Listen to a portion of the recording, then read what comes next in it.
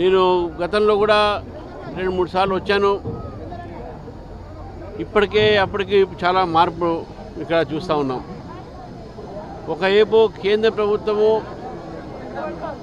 ఈ యొక్క ఫెస్టివల్స్కు అనేక సార్లు కల్చర్ డిపార్ట్మెంట్ నుంచి సహకారాన్ని అందిస్తున్నప్పుడు కూడా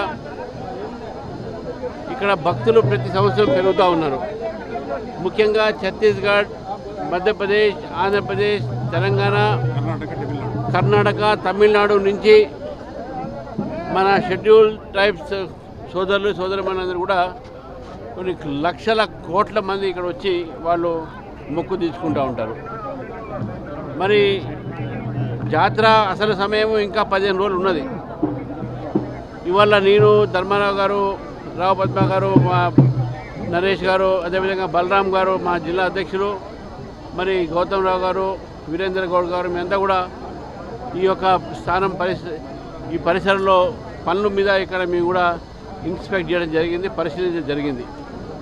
ఇంకా సమయం ఉన్నప్పుడు కూడా ఈ యొక్క వేగం చూస్తూ ఉంటే సరిపోదు, ఇంకా శరవేగంగా జరగాల్సిన అవసరం ఉన్నది. ఎందుకంటే ఇప్పటికే లక్షలాది మంది భక్తులు వస్తూ ఉన్నారు.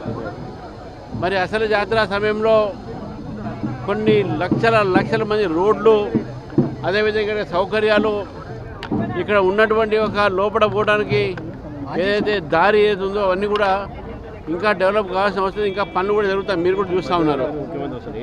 ఈరోజు ఉన్నటువంటి ఒక సందర్భంగా భారతీయ జనతా పార్టీ నుంచి మీ ప్రభుత్వాన్ని కోరుతూ ఉన్నాం. ఈ యొక్క జాతరలో సౌకర్యాలు భక్తులకు పెంచాలి.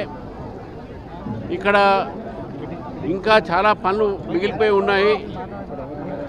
మంత్రులు ఇక్కడి నుంచి వస్తున్నారు, పోతున్నారు హెలికాప్టర్లో. కానీ ఇక్కడ రోడ్ల మీద వస్తే మీకు తెలుస్తుంది ఎంత బాధ ఉందని చెప్పేసి.